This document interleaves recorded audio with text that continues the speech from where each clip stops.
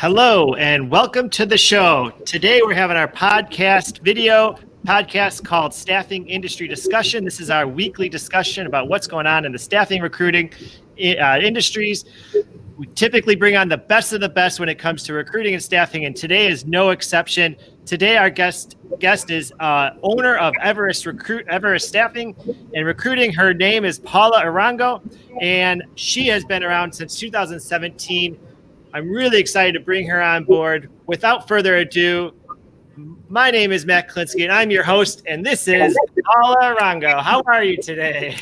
I'm doing fantastic. How are you, Matt? Doing great. I love Fridays for so many reasons. One of the best reasons is to have these discussions, but the second best reason is when everybody else is ending their week, me and you, we're entrepreneurs. We're still working through the weekend. We're still trying to make things work. What do you got going on today? That's still a Friday, or is there, right? There's no such thing as a weekend for me. I agree. No, but thank you for the invitation. I appreciate you inviting me. Absolutely. I am fascinated with Paula and your operation. So if you can go ahead and just tell us a little bit about yourself and about Everest and how you launched in 2017 and where you've been going. Sure. So back in 2017 is when Everest Recruiting, we launched actually as a direct hire permanent placement agency, and just kind of stepped into the water of developing business and really just placing 1 and 2, perhaps 4 placements a month.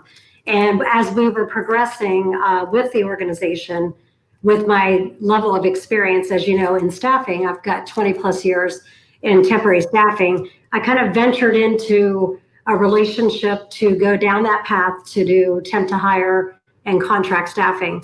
And we launched that right at the beginning of 2018. Okay. And so we started with the direct hire, so that became a component of the business, and then jumped full force into the temporary and temp to hire. And that has been just fantastic. So we've just been moving straight forward, growing. I'm very blessed with great customers and a fantastic staff. So what was that like? I mean, you had those 20 plus years within the industry. What roles were you? Were you like a branch manager? Were you a regional manager? What was your roles prior to starting your business? Sure. So when I started, I was actually, I think we called it a staff supervisor back then. You ran a desk and interviewed and did a little bit of HR underneath the direction of the branch manager and the sales account executive.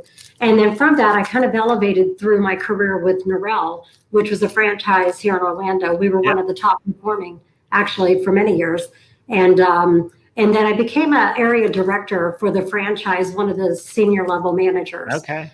From that, so you were in corporate. I mean, from an area director standpoint, you were overseeing multiple branches at that point. Yeah, we had multiple office branches with more than 10 to 15 on-site managed staffing locations. Wow. Okay. All right. Keep going. Yeah. So from that, the company actually sold the franchise and went to corporate. I transitioned over on the corporate side into technical recruiting. Okay. Learned a lot. Learned my personality was not probably the best fit in IT. However, I could recruit for it. And so I stayed with Norrell, and then had an opportunity to work alongside Exceptional Staffing. And I was with my leader there, Mike Shoemate, who was wonderful for 17 years. Wow. And so in that role, I helped run the operation with him and was an area director. That's the coolest thing about recruiting and staffing. It's just such a small industry in general. There's so many people that want to be mentors. And so there's so many opportunities for people to move into those roles and just work hard and grow within an organization, which it sounds like you did. Yeah, especially with Norrell, because we were small and we elevated so fast. Yeah. So you were able to, I guess, flex in and out of opportunities within the company, and then began to identify where were you a subject matter expert, right? And so that's where we were positioned in the company. And, I owe a lot to the leaders in that group because that's where I got all my experience. Yeah, your experience is so cool because it's it goes from small businesses to large businesses, corporate headquarters to full desk recruiter. And so when you made that launch in 2017, started in 2018, you were really prepared. So many people are trying to get into running a staffing firm right off the bat with limited to no knowledge. And it's just a hard industry. It's not what everybody thinks as, oh, you just recruit, so many people get in and they fail because they're not preparing. What really helped you? What was the most best experience that you had regarding starting your own company? Like, what was any specific takeaways? Well, I think it's real important to realize that you have a strategic side of the business and you have the tactical day to day. And if you're not operationally set up and strong and focus on best practices and understand that in staffing, no day is the same every day. So when you walk in, the first phone call you pick up starts your day, and you have to be ready to shift gears. And many people, from what I gather, with my management of a lot of different personnel, either you love it or you hate it. Yeah. And I love staffing. I love people. I'm passionate about helping them to better their lives. So it became a more of a passion than anything because I love what I do and I love helping people. Right. And so many people can say, oh, well, on Wednesdays you run payroll. It's the same day every day. You talk to any payroll processor, any payroll manager, any staffing coordinator, there is no typical days, just like you were saying. So when you think about like infrastructure wise, I know you've had a lot of chance to work on your customers' infrastructure. How have you approached running your own firm, and how did you make yourself different from every other, recruitment and staffing firm around? Well, I think you surround yourself with people that have stronger skills than you do in a variety of areas. So I'm not going to be the expert in every specific area. So I'm very fortunate to have a fantastic leader, Jamie. She has many, many years of experience, and we have a lot of commonality. However, she has a lot of strengths that I don't. Mm-hmm. And I truly offload the day-to-day business for her to run it. And I focus on the new business development, the networking, and really trying to get the company to the next level. In addition to that, the other key members would be Jeremy and Kristen. Kristen is out in California. She handles one of our largest, most important customers, and she does a fantastic job. And so I think surrounding yourself with people and also understanding where we're at today may not be the same as where we want to be in 6 months. How are we going to build the company? And I think with many years of experience of going into organizations in that SMB market, you can identify where you need to kind of put somebody so you can pivot around that and grow as an organization. Those are the qualities of a visionary. I think you've just added a new credential to your own personal resume. You are a visionary for your business, which is great. You talk to any of the best entrepreneurs, they're all visionaries. It's one of those things that you have to be able to see in the future. You have to be able to scale like that as fast as you can. You need to be able to scale in a very, like you mentioned, a very technical way, but safe way. You want to make sure that your risk mitigation is managed appropriately throughout the time. Jamie's awesome, by the way. I have to give a shout out to Jamie as well. She's a really big part of the FSA, Florida Staffing Association, and she's just a leader amongst leaders. So you have found a great team to start with. So. Yeah, she and I both are on the Florida Staffing Association. She's on the board as well as myself. I'm on the membership committee. Excellent. Very good. Well, good job for both of you.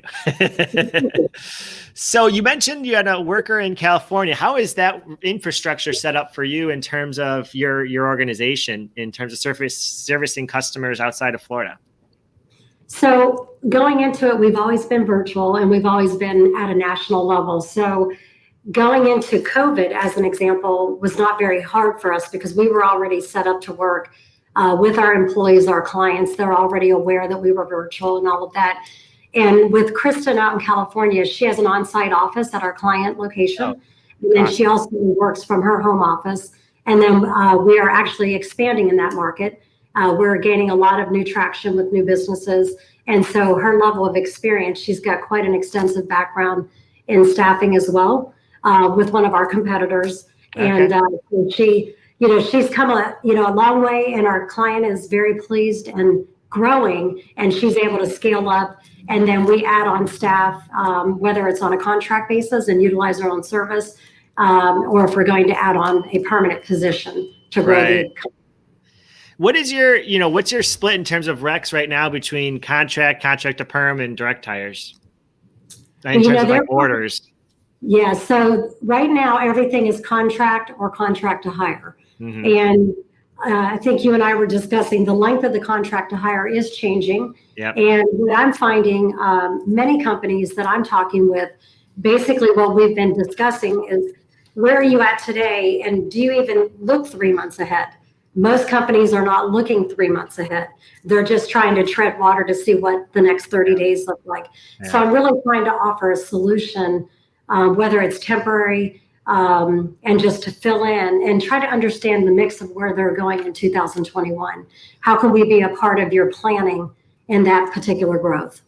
And so the number of recs, I will tell you, we went like this with direct hire. We kind of came to a dead stop. But I do have, I've actually placed a couple of people in the last few months. Okay. So, so I'd say it's about an 80-20 split. What we've seen across the country as well is that initially those direct hire orders went away, but as people started to reopen, they tried to rehire the key people, but they might have already found a different job. So I think maybe some of the direct hires you are experiencing are just kind of the backfills for the key roles that they just couldn't wait any longer. But yeah, it's a weird industry. It's a weird time right now. Have you lived through this type of chaos in terms of your experience in staffing and recruiting? I mean, 2001, 2008, 2009, I just don't think it's ever been like this before. Any thoughts on that? It's not been like this. I can tell you, when we did the work at home or the state order, everything came to a halt. I basically said to myself, I may not have a job. I may not have a company. And I prepared myself for that because, obviously we have to take care of our families. Absolutely. And during that first few weeks, our biggest customer, we partnered very closely. It was a fantastic partnership, and we kind of maneuvered through it. And then as they were able to stay open as an organization, we were able to help supply and demand based on what their needs were, which were in the essential needs area. Yeah. And the other thing I did is I said to myself, all right, what do I do best? I build relationships, right? So people helping people. Yeah. And so I just started doing meetings. I put together an email campaign. I was getting response. I did not stop a beat or skip a beat. During COVID, I had the same amount of meetings, but they were all virtual. Cool. And it was all collaboration. How can we help you? And we've actually gained business because of that. Wow. So it's actually been great. I just didn't like not being able to leave the house, See, I started my first staffing firm in 2006. And so I was just fresh out of college and in college at that time for the most recent depression. And so I did the same thing. I was like, I don't know anything about the economy. I was young, dumb, and, uneducated. And so I just kept on working. I kept on knocking on doors, I kept on making calls and sometimes, ignorance is bliss in that way. And that, everybody else stopped, but I didn't. And so I just kept on going, So if you do that, I think if you do that, you continue to keep the momentum. Yeah. Either something positive comes out, or maybe there was some wasted time. But my philosophy, no relationship and no conversation is a bad waste of time. So you can gain a good quality friendship out of it, or a business relationship. Athletes are perfect at this. I don't know if you follow any athletes or any sports in general, but Michael Jordan is famous for when, the day after he wins a championship, he's back in the gym. He's working harder than everyone else is, even though he just won a championship. Kobe Bryant gets in an extra hour early when he loses a game, or you did. When he lost a game, as opposed to winning a game, he was working harder and harder, even when, everybody else wasn't. So. No, I'm a big basketball fan, so I totally understand. The best is when any sports is on, like when they're not playing for a while, like on the contract negotiations or whatever. The best athletes are the ones working out. The ones that are like mediocre athletes are like, oh, I can put up my feet for a couple weeks. No, you can't. There's no downtime. I mean, when you downtime, you need to. Based on your book, I'm reading your book, right? And you do need to squeeze that in, but understand that in chaos, if you maintain a balance, or even like during the holidays last year, how the holidays fell, everybody took off like 3 weeks. Yeah, I know. It was brutal. There. I mean, I was going into companies and I maintained and grew my business the first part of the year. So, I just think, you have to have the right mindset and the positive outlook. You have to stay positive no matter what the challenge may be in front of you. So you're in your 3rd year of business and this has happened to you. I remember it took me 4 or 5 years to figure out what I was doing when I was owning my own business. Are there any things that you're going through right now that you want to that you're really looking for help with? I'm always looking for an opportunity to partner and to gain knowledge, to maybe there's a better way to do what I'm doing, or add value. And so I really think right now the biggest challenge is, bringing in new sales when you're a small operation. Yeah. And in my case, that's my role. So, I definitely look for new and more creative ways to actually gain new business. Yeah. I recently, got certified through the government. So I'm just reaching out. And so I'm really just trying to keep the email campaigns and do, Zoom meetings, Google Meets, whatever. And really just trying to, and I'm getting back to traveling to meet with my clients because face-to-face, is really hook, line, and sinker. How has that been interacting with your customers face-to-face? Has it been awkward, like going to meetings with masks on, or?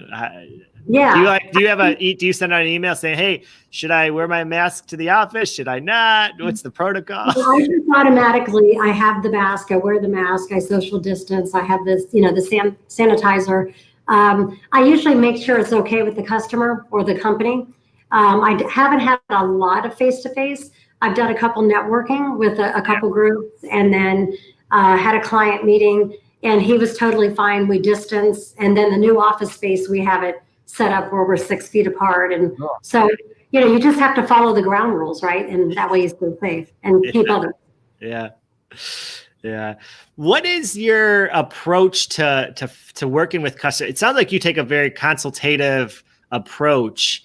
What are you seeing in terms of the needs right now? Are they going back to just replacing people, or are they getting creative? Are your customers getting creative and saying, well, we had 3 people doing these 3 roles. Paula, can you help us decide if we need 3 people or 2 people or 1 person? Are they asking those types of questions? Yeah, what I'm finding, clients are reevaluating what their situation is internally, and how do you either combine a role or perhaps bring somebody in that may not be as experienced as the other person. So it's been interesting to see what they want in that position for the fair market value of what the salaries are and things like that. However, one of the areas that I focused on the last couple months, I actually created a new line of business. and so I'm rolling that out this month, and it's actually, as I go in and consult with the customer, I talk about staffing. I talk about their technology needs because of the phone systems that I work with. And then I just look at, from an overall business transaction, perhaps they don't want to use temporary staffing. As you know, you knock on a door and you usually get the door slammed. Yeah. But so what I did is I created an extension for HR and for talent acquisition, where we are now offering a subscription-based approach, and companies are actually liking that more in many cases. So either way, I try to deliver a solution or a recommendation by the time I leave. Sure. And that's awesome. Props to you. That's a true go-getter when it comes down to it. See, I told you, everybody who's listening to this, I told you would be impressed with this person. That was my spare time between 9 and midnight, right? Well, it's crazy because you've been running and gunning, hard, I know, for the last 3 years. And before that, you were running and gunning to make someone else's business grow. And now you're doing it for yourself. So I'm really proud of you, Paula. Yeah, and I'm excited because I'm able to provide an opportunity for myself and to take care of my family. But more importantly, the people that work for me, they're part of a growing organization. And I want to be able to offer a career path to the existing staff and add on where necessary and compensate fairly. But also, I want to eventually be one of the big players. As you know, it's our goal to grow, grow, grow. And, you have to be creative to stand out. There's a lot of staffing agencies out there. Well, and it's funny for anyone who doesn't know, small business and staffing is still like, I think $44 million in revenue, I think is still classified as small business and staffing. So, it's because the government decided to make specific revenue models for specific industries that don't meet the traditional one. So 44 million, I believe, is still qualified as a small business and temporary staffing. So it just talks about the vast opportunity when it comes to temporary staffing, and to break out of the barriers, you need to have a team around you. And it sounds like your infrastructure for your own business is growing at the same pace as you are in terms of great talent and really go-getters that are independently motivated. Yeah, my team is super motivated. I think I posted not too long ago, in your company, you shouldn't ask who the leader is, because somebody and everybody is the leader. And when you're against the wall, and when you see your team stepping out, going above and beyond without even being asked, yeah. I'm very blessed, because, we jump in. Where do you need me? What hat am I putting on today? But we take care of our customers, and we truly want to take care of the employees, so that the experience for both is a positive experience with an end result of somebody going to work and being able to provide for their family. Yeah. Which size companies are you looking to go after? Do you think that are going to have the best impact for staffing over the next 6 months? Do you think, in terms of customer size, is it going to be the 5 to 10 person businesses? Is it going to be the 40 to 50 person businesses? Where is your kind of head at and strategy wise? From a strategy perspective, I'm looking at the SMB, small to medium sized companies that may not have the resources available to do the hiring, and for them to understand that we can offload that and provide that level of service and quality of people. And so that probably that 10 to 50 range in terms of size. Now, I do have several opportunities that I'm working at an enterprise level where I'm actually going in just to be, I guess, an extension to their talent acquisition and just help out, whether it's direct placement and or contractors. Yeah, you can't replace the industry niche. Once you have that niche and skill set in terms of the candidates in your database, you are a very key asset, no matter how big the business, how big your customers are growing, because they still know that you can provide quality candidates. It's fascinating because, as you just mentioned, the 10 to 50, they're the ones that had to get rid of a lot of cost-centered based employees. So in business speak, there's employees who generate revenue, and there's the operational team. And typically, a lot of businesses call the operational team a cost center, because they're not specifically salespeople, and salespeople are revenue generating. And so there's that kind of the mix. But a lot of businesses had to reduce their cost center or operational team. And some of those, if there were 3 recruiters, there might only be 1 recruiter in-house now, or 2 HR people. Now there's only 1 HR person. So that augmentation is really key. It prevents the business from having to hire somebody on a fixed cost basis, and allows them to still utilize you and your services on a kind of as needed and going.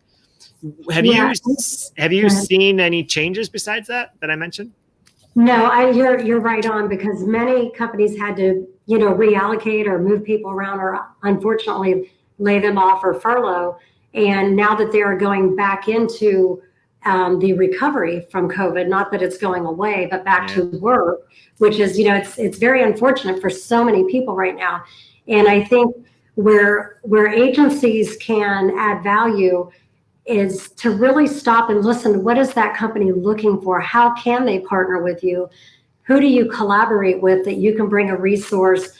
Many times I'm referring people, and there's nothing in return for me other than connecting those organizations so that they can help, kind of move their business to the next level. And I really try to take that approach, because that's what I would want somebody to do for me. Yeah.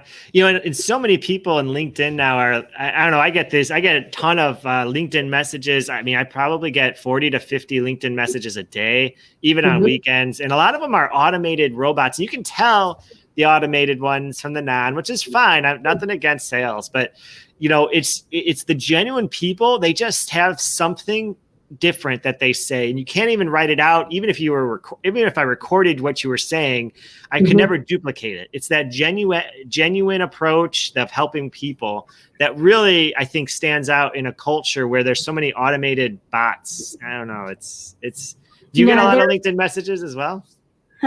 At one point I was getting 100 to 200, and I was just full-time like LinkedIn. I'm like, whoa, I've got to get out of this. However, I took it as, wait a minute, who is this person? Let me check them out. Can I schedule a meeting with them? Perhaps there might be some collaboration and we can work together. So I kind of funneled through all the connects because I send out a lot as well. I want to grow my network, but I also want to be able to see who I can partner with when I'm in a meeting and recommend their services. That's nice that you have people like Jeremy and Kristen, who can help with kind of the logistics so that you can focus on that. So that's really nice. That's key. Yeah. I use Calendly. Do you use Calendly? I do not use Calendly. I'm thinking about it. Everybody's using it, right? I manage my own calendar. It's quite busy. It's so easy if you use Calendly. It's so awesome. I've got to get a little more technical, and I'm getting there. So that's my goal for October. Let me get through September, and then I'll become this technology. Yeah, I had it back in 2017 or 18 when it first came out. I loved it. Super awesome, easy. And I just kind of put it off, and I was managing my own schedule for a while. But now I have a special link just for those kind of LinkedIn people, and I have only 5 spots a week or 10 spots a week. 2 30-minute spots in the morning. They can fill it in if they want. So I kind of have an hour dedicated to those types of networking kind of calls, and it works. You can actually respond. You don't feel like like you're rude, but you're like, I don't have time for you. Yeah, but I always put myself in the sales role that if I get that opportunity to meet, I'm so grateful. Yeah. And so I had a meeting last week, and the person said, well, why did you schedule? I said, well, your assistant, said they wanted to learn more about my company and share with me about your company. And I feel that I wanted to offer that appointment, so I think it just depends, but I definitely need to consider the calendar because it was a great deal. Trust me. Yeah. So cool. What else you got going on? Anything else? You got any plans coming up or any big changes and moving challenges or anything? So we just moved into our new office downtown Orlando. Okay. And so we did that this month, and we're going to try it out because we've been virtual for 3 years. Yeah. And that's not me, sorry. It's okay. One of the negatives of downtown. And so I'll wait till he passes. And so that's about it. We're just trying to end the end of the year with a big impact and really try to begin the planning for 2021 and what direction we want to go, because engineering and IT is a big area of focus in healthcare for our next step. Yeah, I think a lot of businesses will still need those projects done in Q4, but I just don't see them as bringing on full-time workers before March of next year. I think contract and long-term contract to perm is really going to be the key for the next 7 years. 7 months, not 7 years. I hope not 7 years. Well, that would be great. I pulled up your website, everestrecruiting.com. You want to just got anywhere specific our listeners should go to if they want to reach out to you or learn more about your business as if they're a customer? Yeah, absolutely. So we're in the process of launching our new website. We've revamped our logo and rolling out some new brand marketing. So if you're interested in the information, I would go to the About Us page, which will share with you a little bit about who we are, what we do. And then from a candidate perspective, we have all of our jobs listed. We try to update those every couple of days. And truly, if anybody's interested, they can reach out to me directly. I'd be happy to have a conversation with them. Perfect. All right. Paula, it's a pleasure. I am so happy that you were able to be part of this show. And I hope you have a great rest of the week. And hopefully you continue to network and get those customers and continue to grow your business. Absolutely. Well, thank you. I appreciate you having me. No problem. Thanks and I enjoyed having you. Have a great day. Okay. Bye. Bye-bye. Wow. I mean, Paula, I've known Paula for a while now, and she just never ceases to amaze me. She's just awesome in terms of her genuine ability to connect people, but also her unending energy. She is somebody who is working, and I consider her one of my role models. So I'm glad that she was able to come on the show. And again, this is Staffing Industry Discussion. If you're interested in following us, go ahead and follow me on our LinkedIn page and our Facebook page. And I look forward to talking to you guys next week. Thanks.